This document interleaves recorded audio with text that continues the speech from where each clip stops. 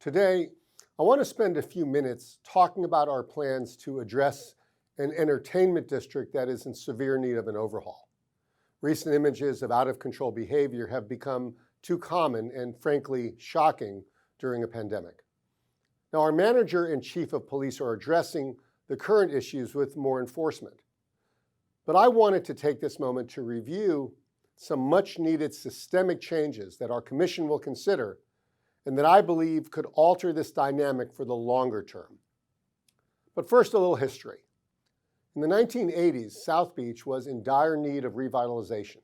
It was blighted in parts, vacant everywhere, and a magnet for neglect and misbehavior. A few visionaries, like the legendary Tony Goldman and Craig Robbins, still saw that the architecture and location was unique and worthy of investment. So in order to make that happen, the city created a mixed-use entertainment district, what we now call the MXE, that permitted bars and clubs and restaurants, cafes, and galleries, primarily as accessory uses of hotels, all of which were intended to encourage investment. And boy, did it. Within years, it became one of the world's great destinations, and it was safe and accessible to visitors and residents alike. I remember as a younger man taking part in gallery walks on Washington Avenue.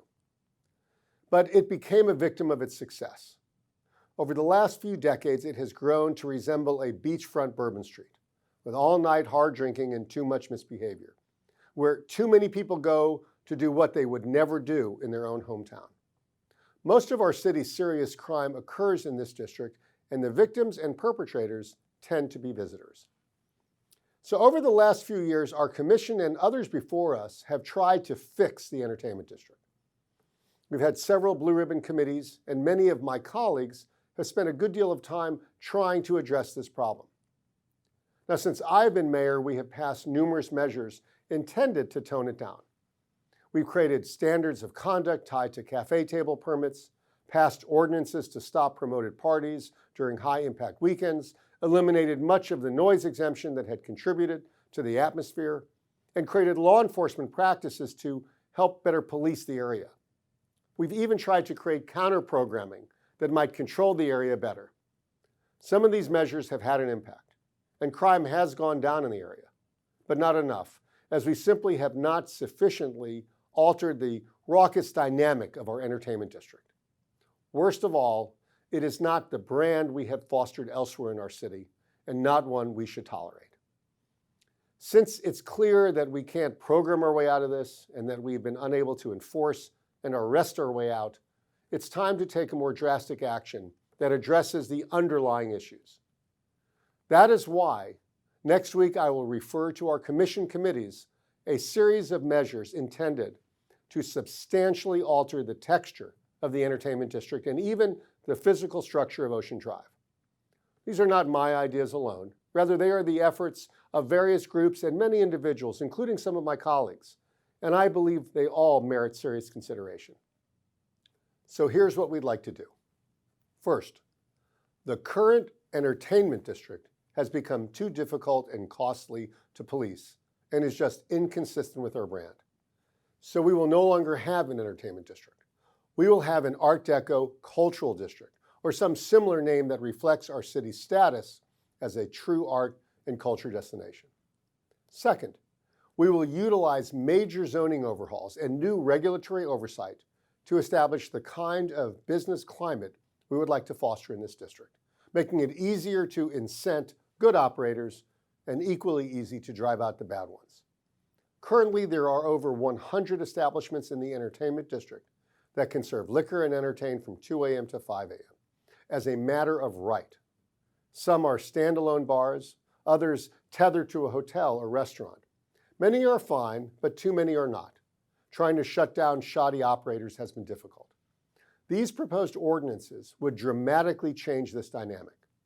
We will establish a midnight last call everywhere and only allow certain establishments to remain open later if they can qualify for what is the equivalent of a conditional use permit. A CUP has advantages in that you can require a level of conduct from operators that they must comply with. You can require things like police presence or agreements to not host promoted parties. And if a business fails to meet these obligations, they lose the right to the approved uses because it was only conditional. We will also establish an oversight committee that will have regulatory control over liquor and these late-night establishments. There is no question this will result in some businesses unable to operate in our city in the manner they have previously. But I believe we're at the point where we have to accept we just can't be for everyone. Third, we will require owners of properties to be responsible for the conduct of their operators, namely bars and clubs. Right now, some building owners often don't even know what is going on right under their noses and are not responsible for fines. This needs to change as we need to partner with building owners to help elevate this area. Fourth, in this new district, we will explore incentives to inspire the growth of more galleries and museums and businesses that promote culture and wellness. Things like the Wolfsonian Museum's efforts to enlarge its cultural footprint, which hopefully will be approved on the November election ballot. We will also ask more of the organizations that promote our history and architecture and work on projection and marketing of our brand so that we attract more visitors seeking a cultural experience. Finally, we need to literally change Ocean Drive. Voters approved nearly $25 million in the GO bond for improvements to the drive and to Loomis Park. Over a year ago, our commission voted to adopt the most recent Ocean Drive Committee's recommendations to pedestrianize the drive. This plan would have a wider walking area and more space for cafe tables, giving operators and visitors an enhanced experience, fostering restaurants rather than bars, and promote finer and more cultural dining. We need to begin this reconfiguration as soon as possible.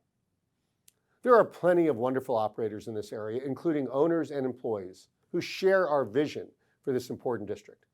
South Beach is still attracting serious investment up and down Ocean Drive in Washington. There are plans for mixed-use developments that could truly elevate this area.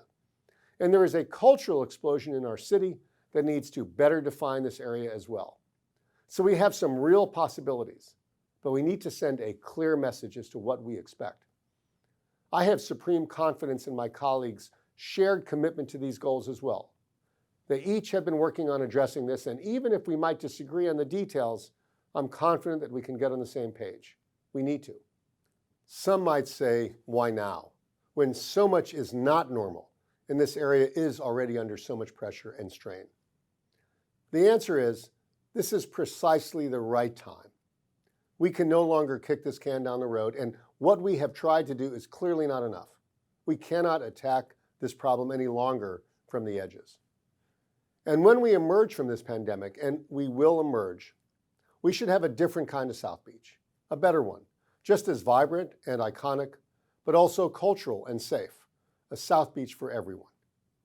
So thanks for listening. Stay tuned.